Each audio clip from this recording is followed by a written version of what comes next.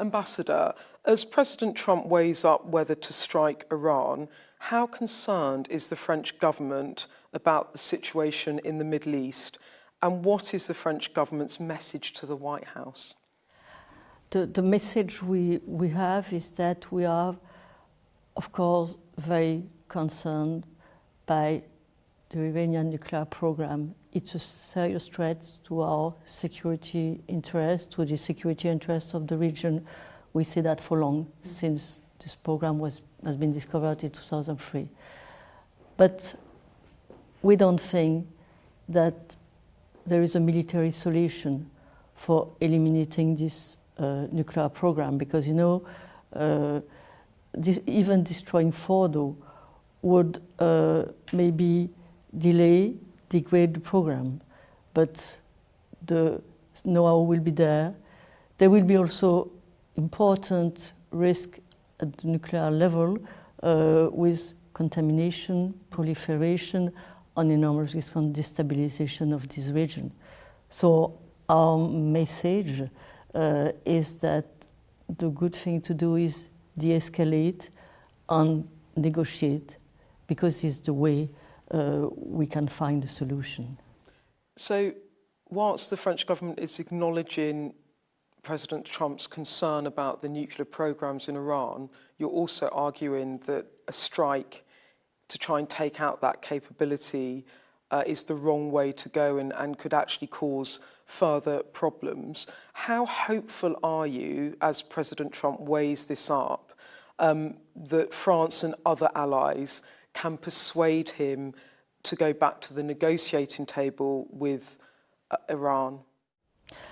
I think we have to take the initiative and to create a dynamic and recall that there is another solution, and that we can achieve with negotiation the situation where we can have a strong agreement which is going to help reduce the capabilities to, and a strong agreement will be limited, verified, and that will bring the real de-escalation.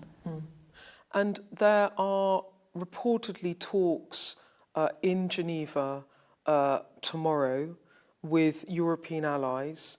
I know that the French government nor the UK government have confirmed these talks, but just broadly, how effective can discussions with Iran be between European allies if the US government are not involved? How can you bind the US in? I think each three countries are very legitimate because they have been involved for long in this question. And sorry to interrupt, the E3 are France, UK and Germany. And I think also that is the way to show that there is no other way to go than a military strike. And just finally, Ambassador, France and America are extremely old allies. President Macron was the first European leader to visit the White House. But in recent days at the G7, President Trump publicly rebuked President Macron for saying that the US president was heading back to Washington to push for a ceasefire in the Middle East. Has this harmed the one-on-one relationship between your president and the president of the US? Oh, I don't think so. I saw the tweet, of course, but you know, they have a long-standing relation.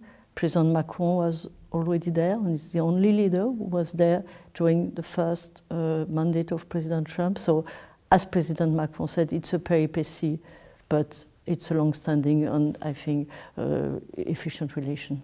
Okay, Ambassador, thank you so much. Merci beaucoup.